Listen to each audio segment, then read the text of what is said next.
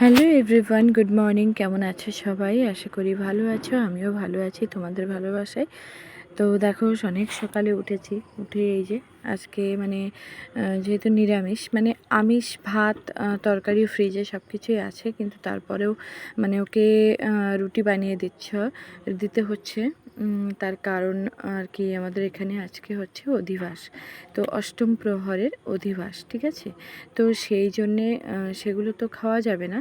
তো সেই জন্য ভাবছি চলো ওকে একটু রুটি আর আলু ভাজা করে দিই। তো যাই হোক, রুটিটা মাখিয়ে নিয়েছি, বেশ ভালো করে মাখিয়ে বেশ একটু একে রেস্টে রেখে দেবো ঢেকে। তারপরে আর কি ভাজাটা করে তো তখন আবার রুটিটা বেলবো। তো যাই হোক, এই জায়গাটা একটু নোংরা হয়েছিল, তো জায়গাটাও মুছে নিই। আর খুবই তাড়াহুড়োই করছি, তার কারণ সকালটাই কিন্তু আমার খুবই একটা ব্যস্ততার মধ্যে কাটে। তার কারণ মাম্মাকে পড়তে দিয়ে আসা, ওদিকে ওর দিদিও আর কি পড়তে যায়, তো তার জন্যে বুঝতেই তো পারছো, দুটো বাচ্চাকে রেডি করা। আমার মেয়ে যেহেতু রেডি হতে পারে, মাম্মা যেহেতু ছোট, তো সেই জন্যে আর কি মাম্মার পিছনে একটু বেশি সময় যায়, ঠিক আছে? তো যাই হোক, ওকে পড়তে দিয়ে আসবো, তারপরে সেই জন্য তাড়াতাড়ি করছি। তো এদিকে আটাটাকে আমি একটু বেশ 5 থেকে 7 মিনিট রেস্টে দিয়েছিলাম, তারপরে লেচিগুলো করে নিলাম। টিফিন দেওয়া কমপ্লিট, তারপরে মাম্মাকে তুলে দেখো এদিকে আমি আর কি ওকে রেডি করিয়ে দিয়েছি। তো পড়তে যাওয়ার আগে প্রতিদিন আর কি ব্রাশটা করিয়ে দিই, ব্রাশ করিয়ে তারপরে অল্প কিছু খাইয়ে তারপর মামাকে পাঠাই। আর এদিকে এই যে বাবা আর কি ফুলগুলো তুলে রেখেছে, আর সকালের পরিবেশটা কিন্তু বেশ সুন্দর লাগছে। এদিকে দেখো, এখন ঘুম থেকে উঠেছে। তো ঘুম থেকে উঠেই বলছে, মা আমার প্রচুর গলায় সমস্যা হচ্ছে। ওর গলায় যে কি হয় আমরা নিজেও বুঝতে পারি না। তো যাই হোক, এর জন্য কিন্তু প্রচুর ডাক্তারও দেখানো হয়েছে। তো গলার সমস্যা হচ্ছে ওর একটাই, ঠান্ডা লাগলে ওর যেহেতু একটু টনসিলের সমস্যা আছে, তো সেই টনসিলের জন্য খুব বাড়াবাড়ি হয়ে যায়, বমি করছে, প্রায় 7-8 বার বমিও হয়ে গেছে এর মধ্যে।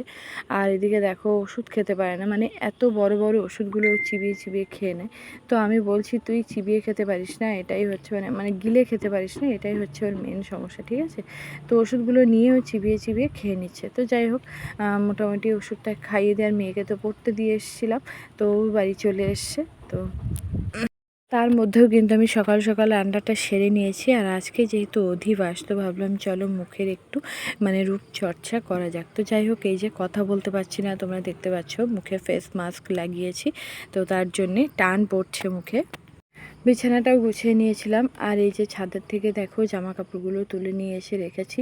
আর এদিকে এই যে কম্বলগুলো না, একবার রাত্রে যখন শুই তখন নিচে নামিয়ে দিই, আবার যখন সকালবেলা উঠে যাই তো তখন কম্বলগুলোকে আবার উপরে দিই, এগুলোকে রাখার ঠিকঠাক সময়ই হচ্ছে না। আমি কিন্তু চান টান করে চলে এসেছি, আর মুখটাও দেখো মাস্ক তুলে নিয়েছি, নিয়ে ধুয়ে নিয়েছি। আর কেমন গ্লো এসছে অবশ্যই তোমরা কমেন্ট করে জানিও।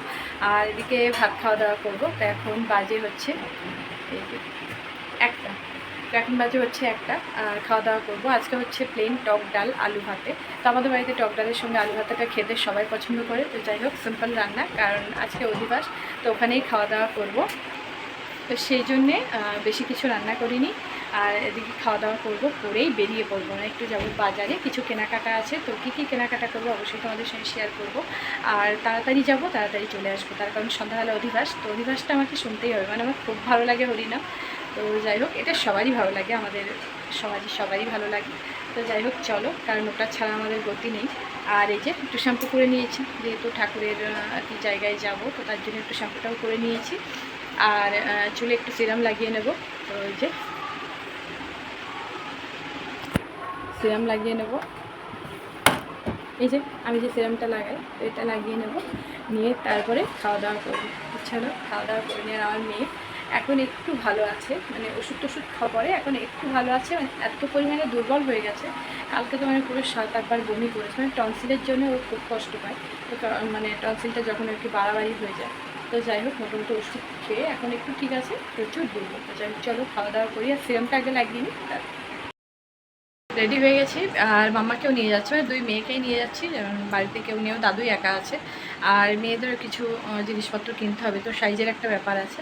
তো সেই জন্য ভাবলাম চলো ওদেরকে একেবারে নিয়ে যাই, নাহলে হয়তো আবার এনে তখন আবার চেঞ্জ করা করি। তো সেই জন্য একেবারে নিয়েই যাচ্ছি। তো চলো বেরোই। বাড়ি চলে এসেছি, আর বাড়ি চলে এসে এতটাই ব্যস্ত ছিলাম মানে কিছু দেখাতে পারিনি। তো কাল সকালের দিকে চেষ্টা করব দেখানোর কী কী এনেছি। আর এই যে একটা সুতির শাড়ি পরে নিয়েছি, তো এটা পরেছিলাম আমার বাড়িতে বৈষ্ণব সেবায়। তো যাই হোক, আর এই যে এরা দেখো এদের ফুনশন। আমার মেয়ের যেহেতু একটু শরীরটা ভালো না, তো তার জন্য একটু শুয়ে আছে, তো বেরোবো। আর এই যে মাম্মার জন্য একটু দুধ নিয়ে এসেছি, তো এটা ওকে খাইয়ে নিয়ে তারপরে যাবো, নাহলে ওখানে গিয়ে আর কেউ খিদে পেয়েছে মানে একদম বসতেই দেবে না। তো যাই হোক চলো একটু খাইয়ে নিয়ে তারপরে বেরোই।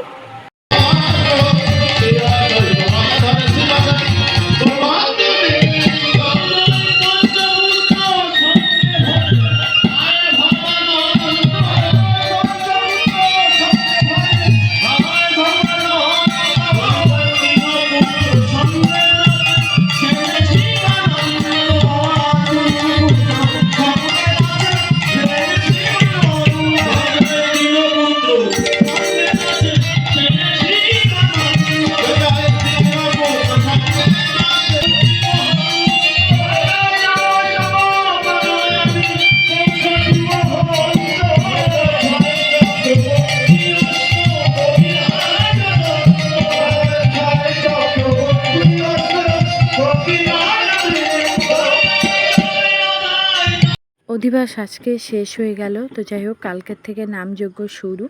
আর এই যে এখন রাত প্রায় 11টা বাজে। তো খাওয়া দাওয়া করব, খাওয়া দাওয়া করে তারপরে বাড়ি চলে যাব। তো আজকের ব্লগটা কেমন লাগলো অবশ্যই তোমরা কমেন্ট করে জানিও। তো চলো ভিডিওটা এখানেই শেষ করছি। ভালো লাগলে প্লিজ লাইক কমেন্ট করে সাবস্ক্রাইব করে পাশে থেকো।